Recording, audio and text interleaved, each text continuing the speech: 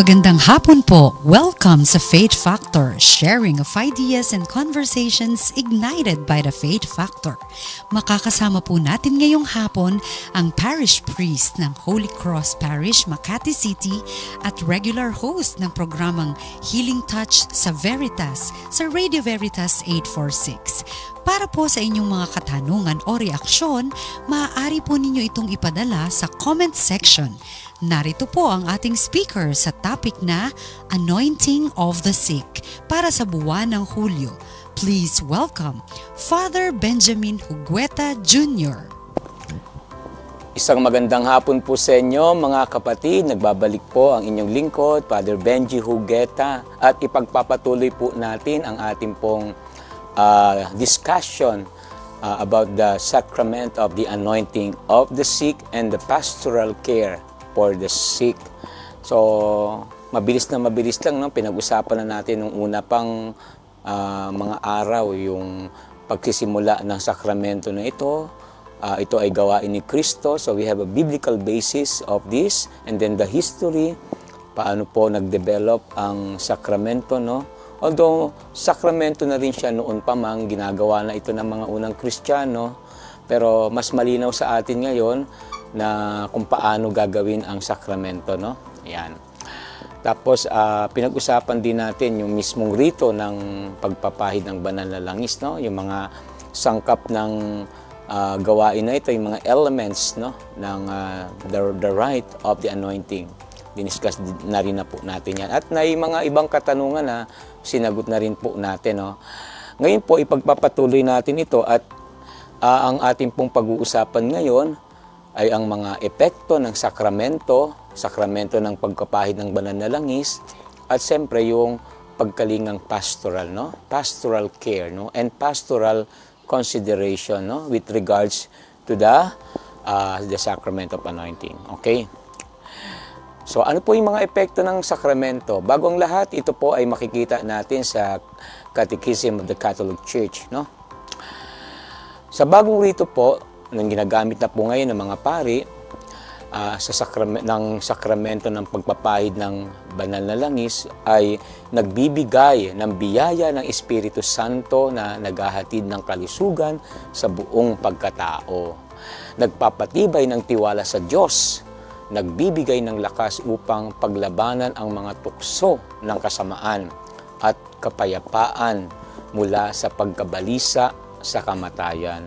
So, iisa-isahin po natin yan, no? Pero, nagaganap po ang mga epektong ito sa pakikiisa ng may sakit, sa pagpapakasakit at kamatayan ni Hesukristo, no? Ginagawa nitong maunawaan ng may sakit ang kanyang pakikibahagi sa nakaliligtas na gawain ni Kristo.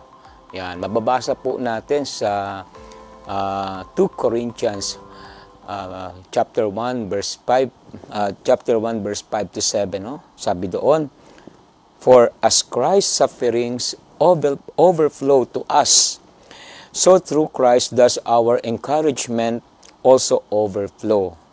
If we are afflicted, it is for your encouragement, which enables you to endure the same suffering that we suffer.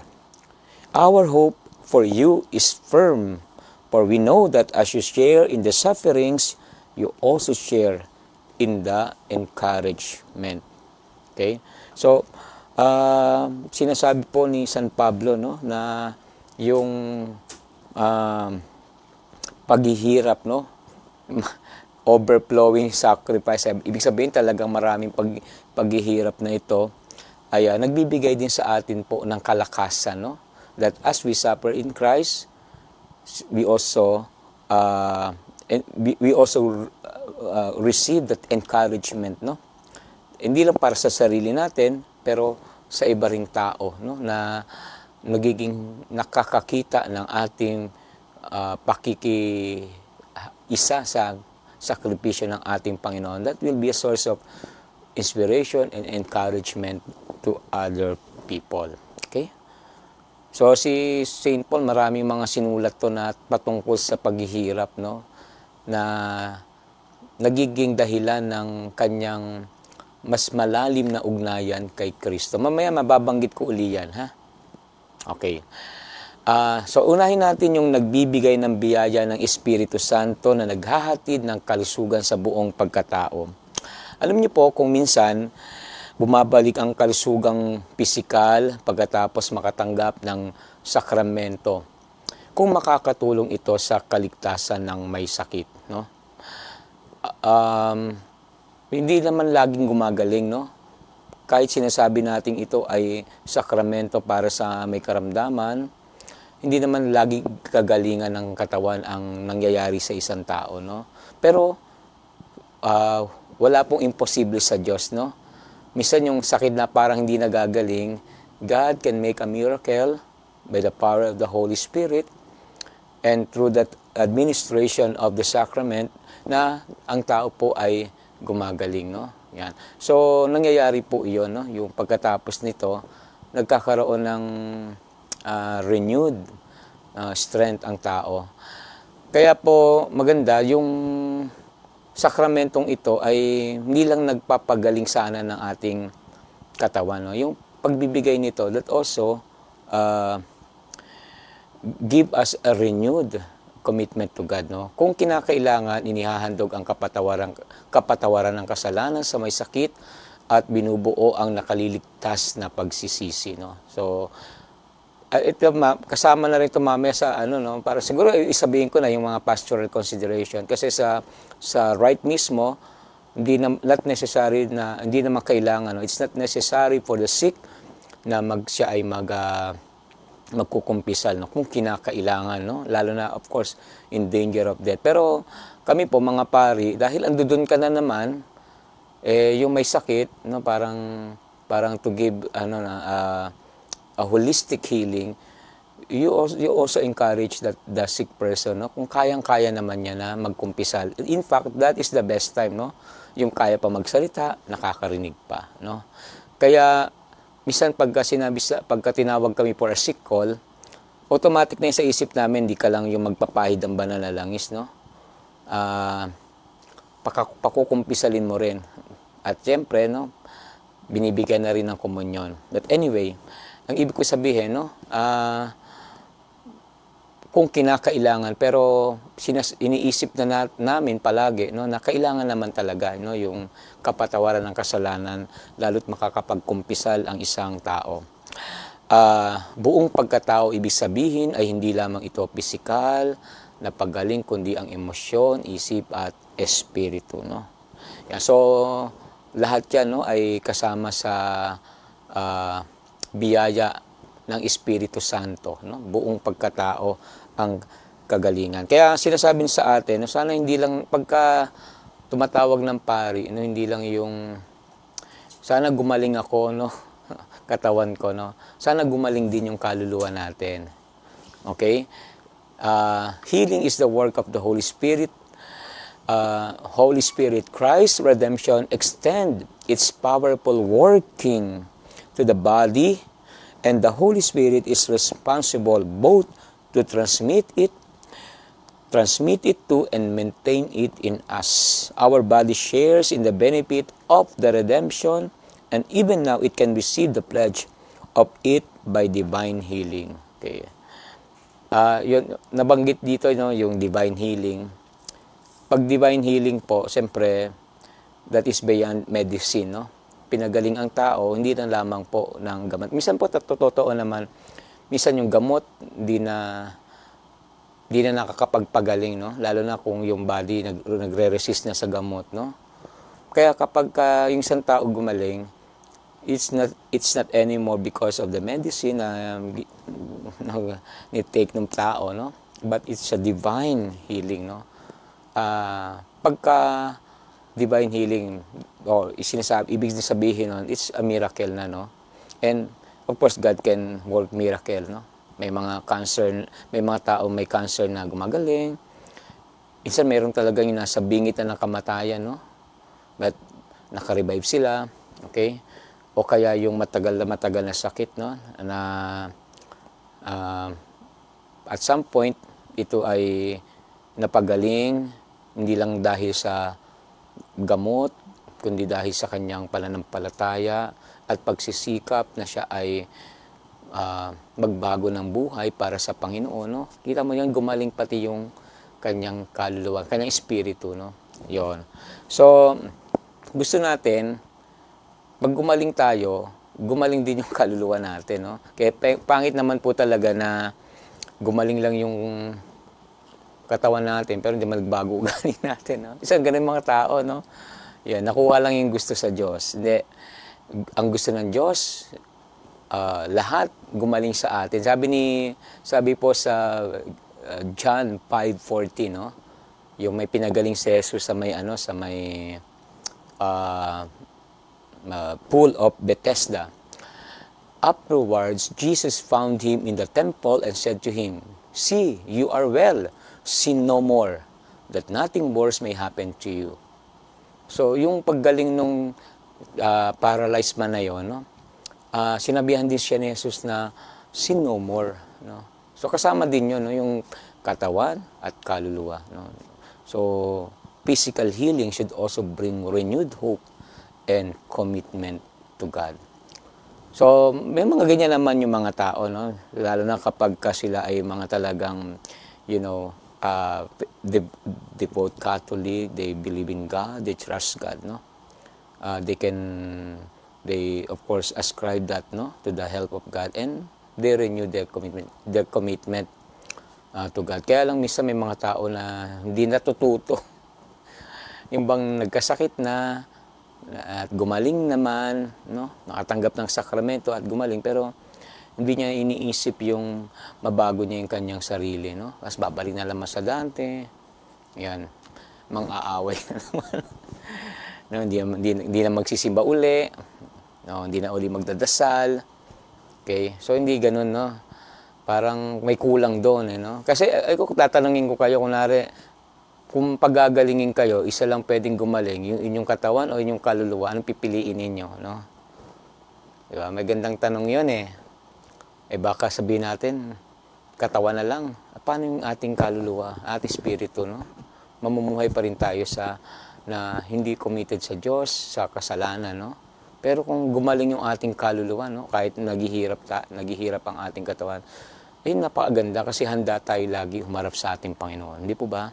Okay, pero magbait ang Diyos, eh. Pag dalawa na, katawan, kaluluwa. Siyempre kasama din pong isip at yung emosyon natin, no? Pinagagaling din yan ng Diyos, okay? Pinatatatag niya ang ating kalooban. Mamaya babanggitin natin yan, ha? Okay, so,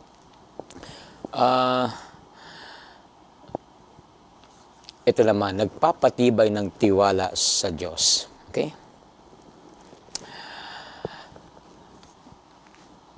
Sabi ni Saint Paul, sa sulat niya sa Romans 15:13, May the God of hope fill you with all joy and peace as you trust in Him, so that you may overflow with hope by the power of the Holy Spirit. No? Ang sakramento po, ito po, hindi lang naman, lahat po ng sakramento, but in particular, ito rin pong pinag-usapan natin, ang sakramento po ay daan ng mas malalim na tiwala sa Diyos. No? Every time we receive the sacrament, this anointing, no, nagkakaroon po tayo ng mas mataas na pag-asa sa Diyos. We hope in God, no?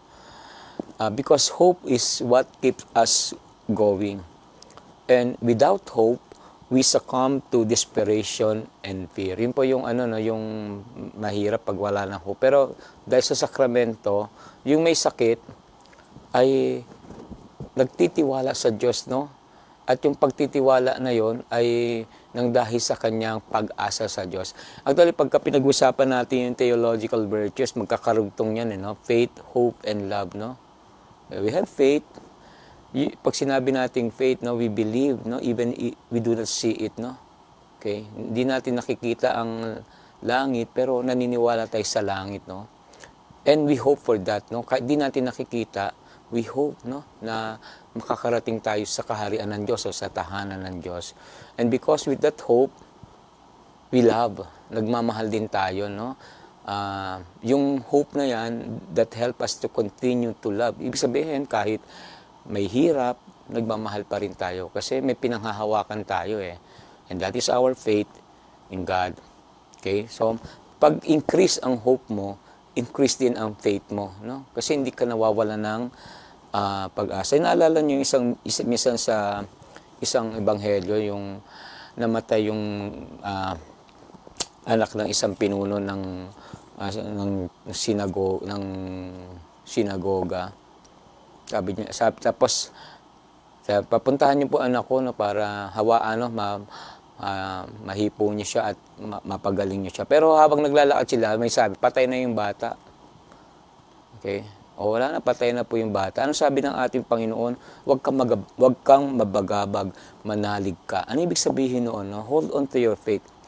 Namatay, di ba pag namatay na, di wala nang pag-asa. Ikaw ba pag namatay na yung isang tao, aasa ka pa ba sana mabuhay pa? No? May sinabi na nga patay, no? Okay, so parang huwag ka na lang umasa mabubuhay pa, no? Kasi patay na di ba? O hayaan mo na. Kaya nga sabi, huwag nga albalahin ng guro, no? Patay na yung bata. Pero ang ating Panginoon, sinabi niya, hold on to your faith. No? Even sa mga case na parang hopeless, no? Ito yung hopeless case eh. Kaya he hold on to that faith, no? And he hope, no? Against hope. Pumunta pa rin si Jesus, sumama yung tatay, at binuhay yung bata, no? So imagine holding to your faith, no? Kahit it seems hopeless. Yan. So the sacrament give us hope. Increase hope talaga. Alam, maraming mga tao umaasa sa Diyos. Okay? Kaya pag umaasa yan sa Diyos, tumitibay din ang kanilang pananampalataya. Okay? So pag sabi ko nga, magkakarugtong yan eh, no? Kung mataas ang hope, mataas ang faith. Pag mataas ang faith, mataas ang love. Okay? So, ano yan? They work together, no? Hindi na pwedeng naniniwala ka sa Diyos, maasa ka sa Diyos, pero hindi ka naman umaasa sa Kanya, no? Hindi naman mangyayari yun. Hindi. Alam mong mangyayari yon. Okay? Yan. Sa mga may sakit, alam nilang mangyayari ang hinihintay nilang paggaling. Okay? Minsan matagal, no? At minsan nga hindi gumagaling eh. Pero yung pag nandoon na yung hope, no? At ang nagbibigay sa kanila ng lakas, yung faith nila. Ganda din nun, di ba? Kaya mabuti na yon. Mataas, may pananampalataya kaysa wala namang pananampalataya, no? So you see, the sacrament increase our faith. Okay? Sabi sa Colossians, no? 1:24, now I rejoice in my suffering for your sake, and in my flesh I complete what is lacking in Christ's affliction for the sake of His body, that is the church. Minsan medyo nami-misinterpret itong itong Bible verse nito from Saint Paul, no, na in my flesh I complete what is lacking in Christ's affliction for the sake of His body, of course the church, no. Ang sabi ni San Pablo, no, yung masaya siya, no, nagagalak siya sa kanyang paghihirap, no, para sa inyo, sapagkat pinupuno ang kulang, no, sa paghihirap ni Kristo. Pwede ba yun? Ang paghihirap po ni Kristo ay kumpleto at sapat na sa atin. But what St. Paul is trying to tell us, okay? Siguro mamaya bibigyan ng example na, pero ang ibig sabihin kaya nakukumpleto, no, yung ating pong pakikipag-isa kay Kristo, kasi hindi lang ito yung si Kristo ay nagpakahirap, nagsakripisyo, no? He suffered for us. Of course, that is enough. Pero when we experience that suffering, mas mabuo sa ating isipan at sa ating kalooban what Jesus has done for us. Ito yung bibigay ko example. Halimbawa, may nag-invite sa iyo na o nagpatulong sa iyo, patulong naman magpapipiding kasi kami ng mga bata sa kalye. Tama, sige ito, nagbigay ka, no, ng halaga, no? Okay, o sige, yeah, kayo bahala na kayo, no? Tapos, hindi ka na involved. Pero kasama ka doon. Pero, kung ikaw ay nagbigay, tapos ikaw rin namalengke, ikaw rin nagluto, ikaw nagpack, ikaw ay nag-distribute with these children, iba yon. So, magkaiba yun. Pero ito kasama ka, pero distant ka, no? Ito yung kasama ka sa lahat. Yung karanasan, no? That experience of feeding children, no? Hindi lang dahil nagbigay ka. Minsan nga, ganun yung iba, no? Nagbigay, kala mo siya na gumawa na. Nagbigay ka lang ng 500, no? Pero parang ikaw na yung nagpakahirap doon. Pero iba po yung ikaw yung nandoon, no? Parang ganun din po yun, no? Minsan din natin naunawaan, no? Yung kahulugan ng ating paghihirap sa ating pagkakasakit, no? Na kasi nakikita mo lang yung sa ibang tao. Hindi mo naiintindihan. Pero kung ikaw na yon, naiintindihan mo na kung ano yung hirap na iyon, no? And that's the only time you can really connect or associate or connect it, no, with Christ. Pwede mo na sabihin, I suffer with Christ. Hindi yung tao na yun may sakit, boy, ikaw you suffer with Christ, ikaw na sakit. Hindi pa nararanasan, no? Pero pag ando doon ka na, yung karanasan na yun, no? Parang ano, yung sakripisyo, you experience it in the external way, no? And Jesus who continue to suffer us, na-connect na natin yung sakripisyo natin sa paghihirap ni Kristo. Yan. So, nabubuo na sa diwa mo, no, yung paghihirap dahil nararanasan mo na, no. So, in that sense, nakita mo kompleto yung ano mo, no, kompleto na yung gawa ni Kristo sa iyo, no. Kasi nangyayari na sa iyo, sana naiintindihan mo na rin. Ganon. Okay? Ito, nagbibigay ng lakas upang paglabanan ang mga tukso ng kasamaan, no? Okay, ano ba yung mga tukso ng mga may sakit, no? Okay, nabanggit na rin natin ito, no? Ulitin lang din natin. To feel useless, yan, self-pity, yan, mga ganyan, no? Wala na akong silbi, yan. So, naaawa ka sa sarili mo. Kasamaan po yan, no? Okay, yung parang wala ka ng silbi, di ba may silbi nga tayo kahit may sakit tayo, no? So, nalalabanan natin yun, no? Okay. Resort to anger. Minsan pag may sakit ka, gusto mo magalit. Gusto magalit sa mundo, gusto mo magalit sa pamilya mo o sa ibang tao, no? Okay, kasamaan po iyan. Okay. Pero dahil sa sakramento na ito, napaglalabanan po natin yung galit na yan, no? Yung nararamdaman natin. Siguro yung galit na yun, may kasama din, minsan, may sama ng loob, no? Yung sama ng loob mo. Parang doon po maano sa isip mo yung mga sama ng loob mo rin, no? Yung mga tao na di ka dinadalaw, no? O yung mga tao na tulungan mo, tapos parang ngayon, baliwala ka na, no? Ayan, magkakakonekta po ito, no? Yan, no? So, hindi lang you just feel useless, pero minsan may anger naman din, no? Yan. So, yan yung po yung mga kasamaan na nangyayari sa isang tao. To lose hope and to turn away from God. So, ito yung isang kasamaan na medyo na medyo mabigat na to, no? Pabigat to actually, no. Yon nga kanina sinasabi ko yung nagbibigay ito ng ng matatag na pananampalataya. But once you lose hope, no, at yung mga may sakit, minsan nawawalan sila ng pag-asa, no. They turn away from God kasi sinasabi nila, hindi naman ako gagaling, eh. Kung tagal-tagal ko nang tinitiis to, wala namang mangyayari sa akin, no. So, wala naman nagagawa sa akin ng Panginoon, no? So, wala ka ng pag-asa, no? Hindi mo na iniisip na gagaling ka, no? Ayan. Hindi mo na inaasahan na gagaling ka. At dahil doon, hindi ka na rin umaasa sa Diyos. Yan. Kaya yan po kasamaan niya na kailangan paglabanan ng isang tao, no? So, yan, nalalabanan yan ng sakramento dahil nga binibigyan tayo ng pag-asa. Ito yung pinakamahirap din, no?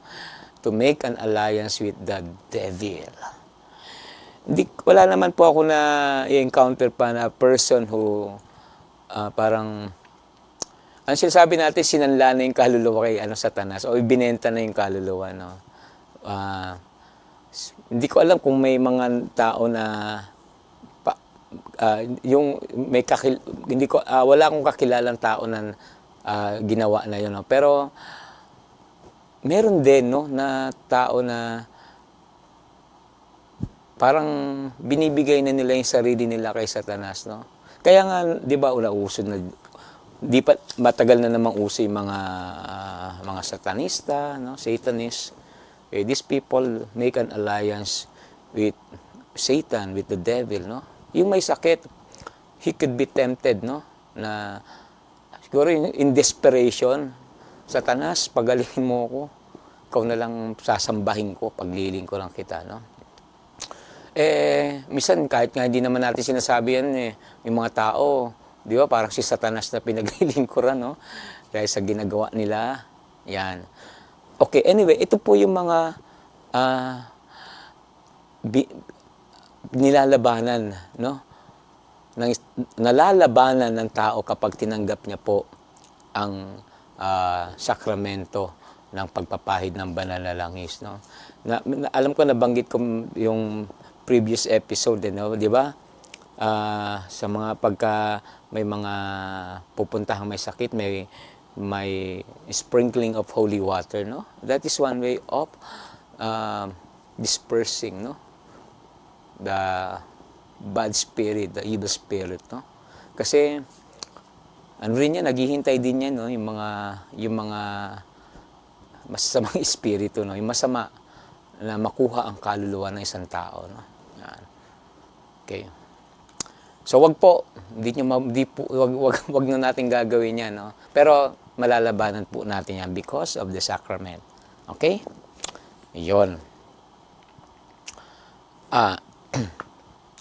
Kapayapaan mula sa pagkabalisa sa kamatayan. Sa sakramento pong ito, nagbibigay ito ng kapanatagan sa kalooban o ng kalooban, no? Okay.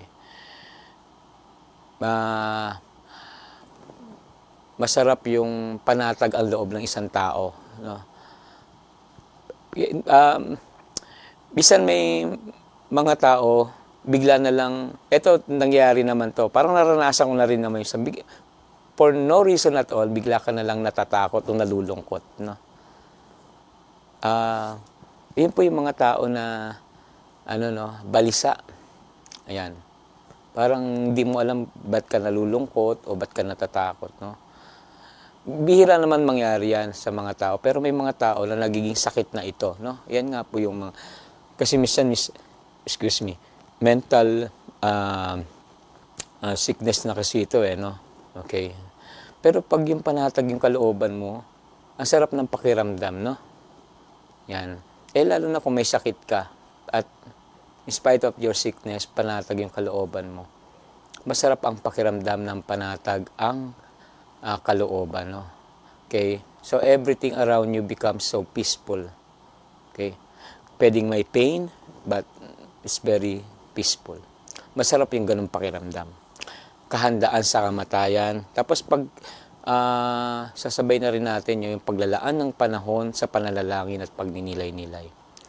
So, yung mga may sakit,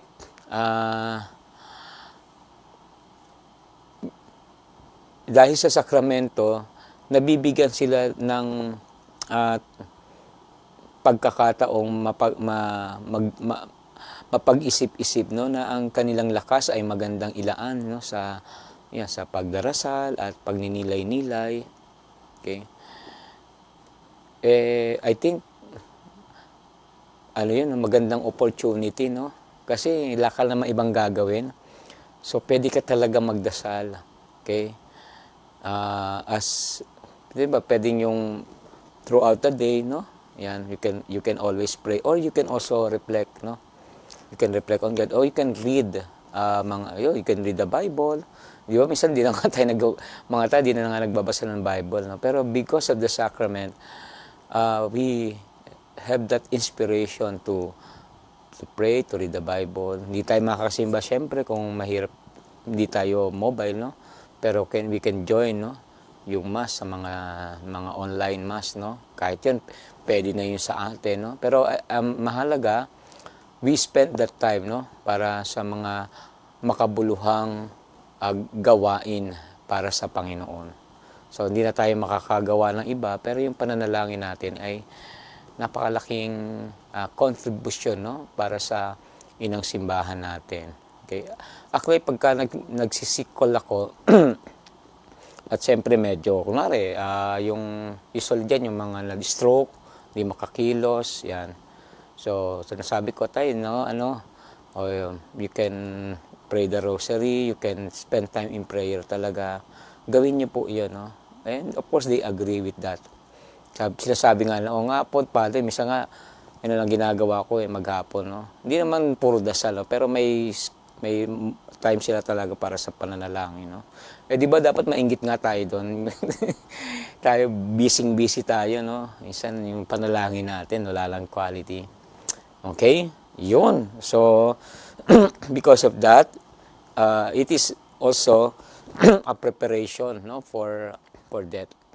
Mahirap sabihin niya sa isang tao, no? Pero ako, minsan sinasabi ko na rin po yan sa may sakit, no? Pagkatingin ko, medyo, nakakausap ko naman, pero na siya talagang nagde-deteriorate. Nasabi ko na, mananalangin tayo, maging handa po kayo, huwag kayong matatakot, no? Okay? At yung sakramento yon, nagbibigay yun ng kahandaan sa kamatayan. Okay? Pwede, yung iba kasi pag sinabi mo yun, paano mamamatay na ba? Hindi, kailangan handa lang, no? Okay? Siguro yung hindi lang yung namatay, pati yung kasama niya sa pamilya. Minsan kasi yung namatay, okay na siya, no? Yung mga kasama, yun yung hindi handa, no? Ayun, may napunta nung isang ganyan, no? Yung sabi ko, tayo medyo hindi na siya, no? Hindi na okay. Sabi ko, tayo, pahinga ka na. Kung hindi nahihirapan kayo. Narinig naman nung kasama, pati ba ako, baka mabadaan na tatay namin. Hindi. Huwag kayong matatakot sa kamatayan, ha? Ang kamatayan ng isang Kristiyano ay pagmamahal ng Diyos sa atin. Okay? Ayaw niya pabayaan tayo dito sa mga. Imagine yung tao, for the longest time, naghihirap siya. Okay? Kasi, hindi pa siya namamatay. No? Pero sabihin natin, paghihirap niya ay ang kanya pong, papel, no? Sa simbahan, no? To suffer, no? Not only for himself, herself, but for the entire church, no? Especially for the conversion of sinners. Pwede yun, no? Pero kung masyado nating na-prolong na yun, dahil hindi natin siya ma-let go na yung may sakit, alam niya nang he can go na, no? Okay? Yun, parang kawawa naman yung tao pagka ganun, di ba? Yun. Ang point doon, wag tayong matatakot kapag ang isang tao ay kailang yumao na. Okay? Kaya nga tayo yumao kasi mahal tayo ng Diyos. Kung ayaw mong mamatay, maiwan ka mag-isa sa mundong ito, di ba? Okay. So of course, kahit di natin sinasabi, iniisip, no, but one day we want to be reunited to our Creator, to our God, di ba? Okay? Paano kung lahat na nakabalik na sa langit, ikaw nandito, no? Kasi ayaw mo mamatay o hindi ka hinayaang mamatay. Okay? But of course, dadating tayo sa punto na yan. Okay? And yung kapayapaan na yon mula sa pagkabalisa sa kamatayan ay panahon din ng pagpapasalamat sa Diyos sa mga panahon ng kalakasan at yung mga bagay na nagawa mo, na-accomplish mo, no? Okay? Pagka nagkakasakit, medyo nag-aano ka, bumabalik ka yung dati, malakas ako, o nagagawa ko ito, no? May mga ganun ka. Una, minsan parang parang nalulungkot ka, may mga panghihinayang ka or regrets ka, no? Pero because of the sacraments, ang nagagawa mo ngayon ay pagpapasalamat sa Diyos, no? Hindi lang yung nakatanggap ka ng sakramento, pero nagpapasalamat ka rin sa Diyos dahil may panahon na malakas ka at marami ka rin nagawa, no? You are productive person, no? And hopefully yung pagiging productive mo ay nagawa mo rin para sa paglilingkod sa Panginoon, and these are the things that we can be so grateful to God. Yan, di ba? Okay? So hindi naman tayo lagi may sakit eh. Okay, may panahon din na tayo ay malakas. No? Ipagpasalamat natin yun sa Diyos. Okay? Yan ang binibigyan ng sakramento. Okay. Yan. So, ito lang po yung mga pastoral consideration. No? Teka lang. Babalikan ko yung pastoral consideration. Ngayon, napag-uusapan na po natin yung Mass for the Sick. Okay, sige. Pastoral consideration. Ibig sabihin ng pastoral consideration kasi, no?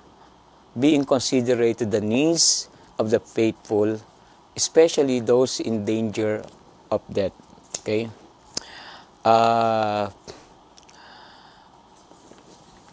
Administration of the sacrament depending on the situation, but not to compromise the essential element of the sacrament. The availability of the sacrament for the people. Okay, so pagka yung for pastoral reason, maririnig mo yan sa mga, ba't mo ginawa yan? For pastoral reason, no? But ibig sabihin, sometimes you have to accommodate yung isang tao o yung isang gawain, no? Minsan parang hindi yan proper, no? May mga ganun naman po, pero ang lagi pong isipin, in danger of death, tsaka not to compromise the essential element of the sacrament. So for example, hindi naman dito sa mamaya ako magbibigay ng halimbawa, pero for example, lulubog ang bangka, ang barko, ikaw yung pari doon, you can give general absolution. Kahit di na magkumpisal isa-isa, no? Basta yung doon yung essential element, the formula, no? Okay, yung absolution, okay? Okay, yung binabanggit ko na rin, yung bata mamamatay, wala namang pari, pwede nang binyagan nyo ng isang katolikong na binyagan, no? Baptized Catholic, no? Basta ando doon yung formula. Okay? Kukuha ka rin ng tubig, no? I baptize you in the name of the Father and of the Son, the Holy Spirit, no? Yan mga automatic yan, no? Na gift yan sa atin ng simbahan, eh, no? Gift sa pari, gift sa mga laiko, okay? Yung mga automatic, no? Pero yung iba, paano kaya yung sa mga ano ba yung mga pastoral consideration natin para sa mga may sakit? Okay? So, kaya nung last time nabanggit ko, may mga iba pang rito, no? Yung biyatiko o pagkukomunya sa may sakit, biyatiko, paghahabilin sa naghihingalo, no? Okay? Kung ang iyong pinuntahang may sakit ay naghihingalo na, no? So, yung minsan ginagawa pa rin ng pari yung anointing, no? Pero gagawin mo na rin po yung kung kaya talaga, no, mabigyan pa siya ng biyatiko, no, yung kanyang last communion, okay? And then yung paghahabilin sa kanya, okay? So ito po ay bahagi ng pagkalingang pastoral, okay? Pero may mga instances din po na kunwari para hindi na masyado mabigat sa may sakit, no? Kunwari may babasahin kang readings, isi-shorten mo pastoral consideration yun, no? Para hindi ka naman makakapangaral na. So portion of the liturgy of the word, you can do that. And then kahit wala ng pangaral, minsan di naman nila kailangan ng pangaral. Mga ganyan, no? Okay. So yung mga ibig sabihin, you go away from the right, pero not to do away the essential part, no? Lalo na po yung pagpapahid na po ng langis at yung sinasabi ng pare. Yan yung mga pastoral consideration. Pero kasi nga, the availability of the sacrament for the people is also a pastoral consideration. Kaya po, paano po magiging available ang anointing sa mga tao. Yun po, yung Mass for the sick. Okay? Pwede bang ilagay ilagay sa misa ang sakramento ng pagpapahid ng banal na langis? Opo, ang misa po ang pinakamataas na panalangin at tugatog ng buhay Kristiyano. Lahat po ng sakramento ay maaaring ipagdiwang sa loob ng misa, no? Of course, pwedeng kahit walang misa, valid yun, no? Yung kasal kahit walang misa, yung the rite of marriage, valid po yun, no? Pero tayo po, medyo nasanay na rin tayo, mas gusto natin, no? Kasi yun yung misa, yun yung the apex of Christian life, no? Sabihin na natin, the best prayer because it is the sacrifice of Jesus, diba? The highest form of worship and prayer to God. So, kasama yon, no, na gusto natin, nagagawa natin sakramento, no? Kasama po ang sakramento ng banal na misa. Yan. So, hindi naman po yun, actually, mas magandang ganun nga ang ginagawa, no? Okay.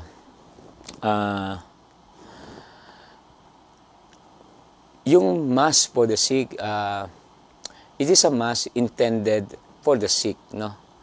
And the sacrament of anointing is integrated in the Mass. Baka magtatanungin natin, paano ba ginagawa iyon, no? Siyempre,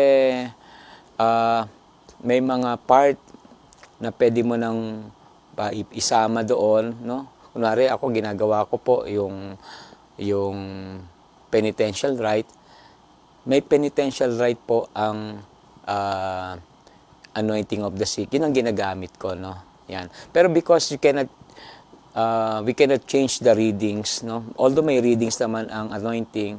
By the way, ang mga sakramento po, laging may liturgy of the word dyan, ha? Kasama yung palagi. To integrate it in the Mass, you say the Mass for the day. Yan. Pag wala namang ibang celebration, no, at nakalagay sa ordo ay any Mass, so minsan nagagawa ko po na ang ginagamit kong readings ay para sa may sakit, no? Pero bihira po mangyari yon. Lalo na po pag may mga piyesta ng santo, memorial of the saint, or iba pa po mga pagdiriwang. Yun po. So hindi natin binabago yon. And we use the same readings, pero ini-integrate natin yung mga part na pwede. For example, yung prayers of the faithful, ang anointing of the sick, meron po siyang yung mga pagluhog, no? Yung panalangin para sa mga may sakit. Yan. So, yun, pwede nyo nang gamitin na lang, i-replace mo na yung ginagamit, no? Yan. Pwedeng ganun, maganda yun, no? Para the Mass is intended for the sick. Pero of course not also to yung parang put aside. Kunwari talaga may santo naman, maganda din yun kasi you can use or tell the example of the saint, no, para sa bilang inspirasyon para sa mga may sakit, mga ganun po. Di po ba? So kumpleto din yung rito ng ng pagpapahid ng langis na yon, no? Kaya it is a celebration by which the people receive two sacraments. Yan. Ngayon, ito na yung mga kailangan natin pag-usapan, no? Kasi marami po kasi mga maraming mga hindi naman issue to, no? Pero mga naitatanong din o pinag-uusapan, no? Kasi may mga gawain po na hindi pa talaga yung sasabihin natin dapat ganito lang, no, o ganyan, no. For example,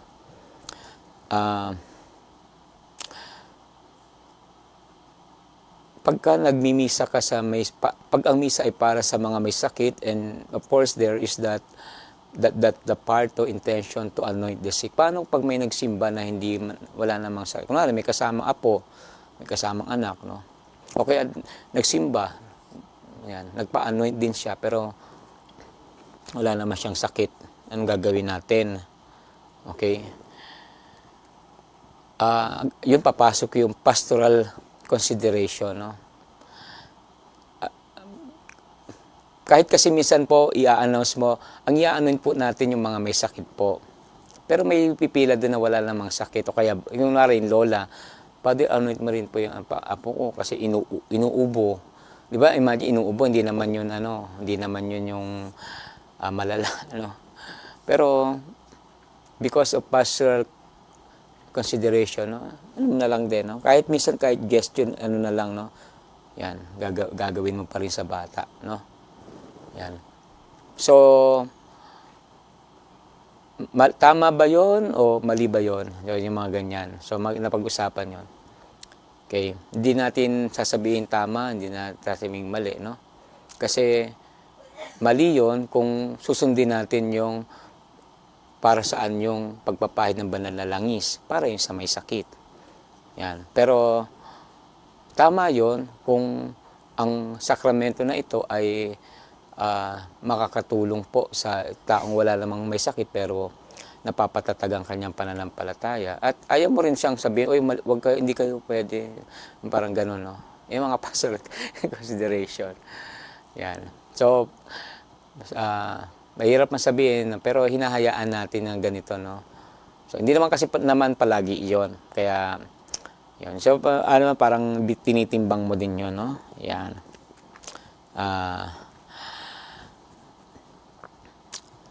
Because of Mass for the sick, you make it available to the people, Pero, paano hindi naman yan hinihingi ng mga tao? Di ba? Okay. Sa umpisa, gano'n, Pero kunwari kasi ako may regular na akong Mass for the sick, May mga nagpupunta talaga doon, mga naka-wheelchair, mga na stroke, na paralyzed, yan, mga ano ba tawag dito? The dialysis, yan. So, nagpupunta sila doon, ngayon, na yun, Dahil binigay mo sa kanila, parang hinihingi na nila. Pero may question kasing pusang ibibigay o hintayin hingiin, ang sakramento. Well, siguro, pag pastol ka, kahit hindi naman hinihingi sa'yo, magandang ibigay mo din. Kanina kanina po, visitation kami kasama ko yung mga BEC, Visit the Sick. Ang dami ko rin na-anoint kanina, Pero yun, bisita na yun. Of course, sinabihan sila, na papibisitihan ng pare, And anointing, Pero binibigay mo na yun ng kusa, Kahit di nila hinihingi, Pero pag binigay mo ng kusa at tinanggap nila, parang hiningi na rin nila yun, di ba? So wala namang problema. So yung Mass for the sick is like the sacrament that you offer to them, And then, may mga tao na may sakit, kakaroon na sila ng pag-iisip na tanggapin ko ang sakramento. Okay? Lalo na po yung mga may sakit. Yan. Ayan. Okay? Di ba ito? Kunwari, isa pang tanong, kunwari, sa Mass for the sick, ang nagpapa-anoint ay hindi naman siya may sakit, pero nananampalataya siya. Yung kanyang merong yung in a way parang gusto niya na mapatibay pa yung kanyang pananampalataya, na yung sa pamamagitan ng sakramento that will increase, that with the power of God.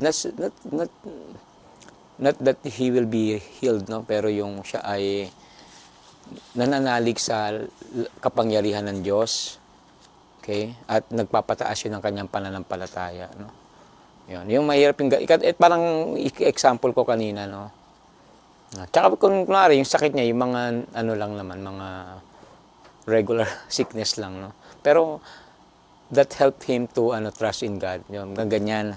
Kaya minsan po, hirap din po ng Mass for the sick kasi medyo ka rin, pari mga ganitong kaso. Yan. So, meron akong some clarification, sir ba yan? Every Mass heals, Kaya, kasi by its very essence, the sacrifice of Jesus, healing of body, mind, and spirit, takes place as operative effects of Mass. So, yung kinaklarify ko kasi, ginagamit din kasi yung healing mass. Okay? Yung yung mass nga, it always heal, no? Okay? Whether you like it or not, it will heal you, no? Spiritually, pwede rin physically, spiritually yan. Okay? Kaya, parang misnomer siya. Although may mga may mga gano'n na Padre, misa ka na mag-healing mass ka naman sa amin, no? Iba yung connotation mo, yung healing mass mo, parang may healing session. Okay? So, kaya, ang tawag ko doon ay mass for the sick, no? Intended for the sick, no? Yan. Kaya kung misa sa ikakasal, mass intended for to get for the wedding, yan. So, mass for the sick, mas proper siya, no? Parang mas tama siyang sasabihin, no? Okay? Celebration of mass for the sick should not risk the abuse of the sacrament to the point that it becomes a healing session. Yun yung problema, no? So, yung once a month, ayan, di malinaw, no? Kung na-abuse na ba yun. At least, hindi naman once a week, no? Pero yung once a month, I think, okay na yun, no? Yung hindi mo naman siya ma-abuse na, no? At least yung mga tao talagang nagpupunta regularly because of their situation, lalo na alam ko yung mga talagang hirap na hirap sa kanilang karamdaman. I think nakakatulong na yun sa kanila, no? Hindi na ma-abuse. Pero kasi may lumapit din sa akin, no? Nagpapa-anoint once a week, no? Sabi ko, hindi po, abuse na po ng sacrament yun, no? Yan, but yung once a month, no? Pero hindi yung clear, no? Kung dapat ba, minsan lang, pag may sakit lang, pag gumaling na, hindi na itutuloy, o kaya isang beses lang, tapos pag lumala na lang, uulitin. Yung mga ganyan po, no? And always remember that the healer is Jesus, not the priest. A priest who have gift of healing remains to act in the person of Christ. God uses minister to administer the sacrament and its effects. Diba? Okay? Kaya, siguro ano ko na lang, mabilis na lang, ha? The priest who endured the exhausting action of anointing several people should be regarded as minister, a shepherd who suffer in Christ. It is centered in the love, action, and power of God, no? Hindi centered sa pare. Kasi kaya nga sasabihin ko, do not idolize priests who do the anointing. Kasi nagkakaano rin tayo, no?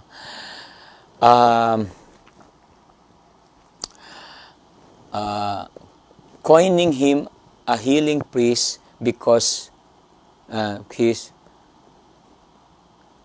nga, let us not coin him yung healing priest, no? Because Jesus is the healer and the church perform this ministry, no?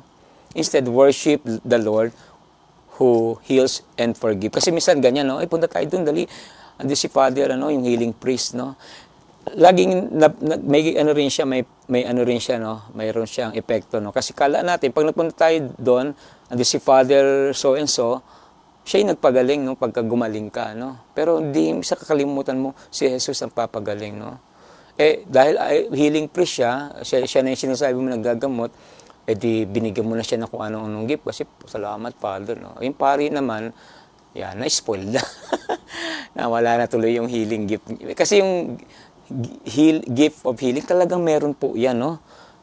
When we read 1 Corinthians 12:4, 12:9, ando doon din po na yung pagpapagaling ay gift din po yan ng Holy Spirit. Binibigay sa mga na pinagkakaloban tao because to extend, no, the work of Jesus through them, but they are not the healer. It is always Jesus through the power of the Holy Spirit. Yan. So yun, maganda yung ganun po, no, mga kapatid, no, yung wag nating masyadong parang gawin yung mass for the sick ay healing session or healing mass, and then ang nag-heal yung healing priest, no? Hindi po yung ganon, okay? It is the action of God, it is the action of the church. Okay? So, yun po mga mga kapatid, actually may iba pa po mga clarification kasi nagbabasa rin ako ng mga articles about anointing of the sick. No? May marami pang iba, no? Pero kasi minsan nasa gray area siya, no? Hindi mo alam kung kasi dapat galing sa obispo, no? Pero kunwari yung pare, gagawin niya to, tatawagin pa niya yung obispo niya, maliit na bagay lang. Pero kung maliit na bagay at mali naman, ayan, yun po yung hindi dapat gawin. Basta alam mo, basta alam mo tama na medyo lilihis ka sa normal na ginagawa, ayan, pwede pa naman yon. Ayan, ganon. O sige, baka po meron kayong mga itatanong sa akin. Maraming salamat po, Father. Bago po yung tanong, meron pong mga pagbati mula po kay Jerry Carpio. Magandang hapon, Father. Hello. Ako po si Brother Jerry Carpio. Maraming salamat po. Marami po natutunan sa Anointing of the Sick. Kapangalan po ninyo ang aking uncle sa confirmation. May God bless you po. Ay, talaga. Shout out naman, Father, kay Dennis Lolong, Billy Cornista, Eugene Pabiona, Sonia Cervantes. Ganon din po kay Chioma Achu. Meron din pong comment mula po kay Reynaldo Katipay Melasure. Thank you, Lord, for everything. Mula po kay Malcolm Francia, salamat po sa lahat. Amen. Amen. Si Xavier Nash, pa-shout out po, Padre Benji. Xavier, hello. Ayan po. Sabi naman po, nag-comment po si Leonife Miguela, thank you Lord sa hirap at ginhawa.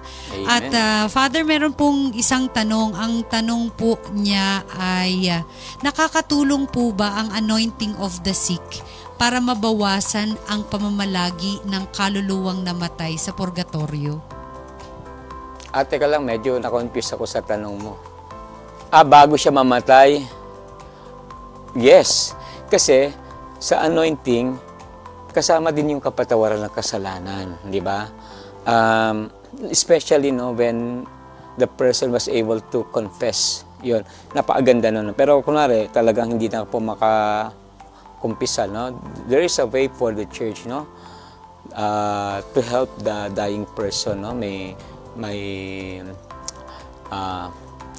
nakalimutan ko. May apostolic pardon na pwedeng dasalin ang pari, no, sa namayapa, no. Yung kaluluwa na nasa purgatorio, ako naman maniniwala ako no, that as long as the person, no, hindi naman tumalikod sa Diyos, no, lagi siya may pag-asa, no, and we will always have a place in purgatory. Okay, sa purgatorio po, ang nakakatulong po din talaga ay yung panalangin natin para sa mga yumao. Okay. Ito lang, maganda, correct ko lang din. No? Kasi minsan pag may namatay, tita, ipagdasal mo ako, patay na yun, din na yung makapagdasal. Unless santo siya, no? Pero alam natin may mga santo, no? Pero wag lang tayo masyadong magpakapagkampante na santo na agad yung namatay, no? Instead, we have to pray for the dead, no? Tayo po, pinagdadasal tayo ng mga santo, the church triumphant. They pray for us. Tayo po, church militant. Tayong church militant, pray for that church suffering sa mga yumao. Okay? So, hindi automatic pag namatay, santo na sila at ipagdadasal tayo. We pray for them so that yung panalangin natin, yung inihahandog natin para to the purification of their soul.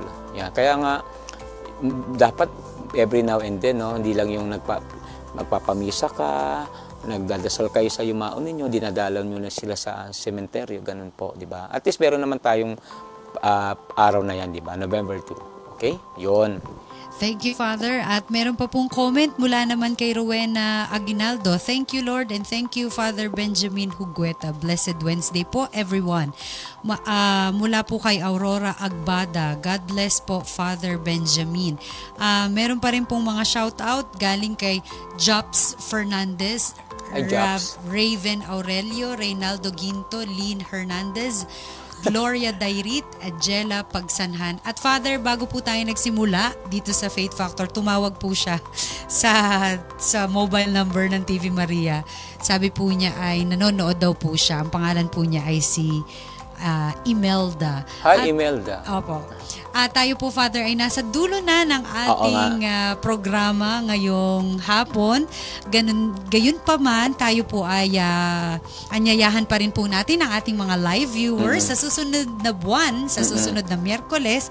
At ganun din po, hingin po namin ang inyong pagbabasbas. So bago tayo matapos, siyempre, alam nyo po, gusto ko rin may mga nagtatanong kasi may mga iniisip ko rin din po kasi po may mga sinasabi ko nga hindi pa siya tama o mali or gray area siya patungkol sa sakramento na ito, no?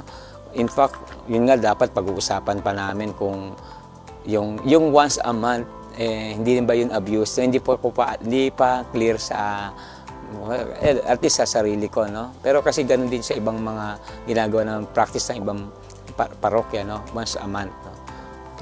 Baka pag medyo stricto ka, ay sobra yan, ano yan, abuse na yan, mga ganyan. So maganda may mga tanong din para talaga mapag-usapan, ma-discuss yan, no? At makatulong po, hindi lang sa aming mga pari, pero sa mga Katoliko po. Okay? So inaanyayahan ko pa rin po kayo sa mga susunod pa pong mga episode ng TV Maria, ha? Inaanyayahan ko rin po kayo sa Healing Tas sa Veritas. Pero ngayon po hindi ako, no? Next Wednesday pa ako. Okay? Siya. Maraming salamat po, TV Maria. Tanggapin po ninyo ang pagpapala ng Diyos. Sumayin niyo ang Panginoon. At sumayin niyo rin. Naway pagpalain kayo ng makapangyarihan Diyos. Ingatan kayo, ang inyong pamilya. Ilayo kayo sa anumang masama. Maging malusog kayo at malakas. Sa ngalan ng Ama at ng Anak at ng Espiritu Santo. Amen. Thank you.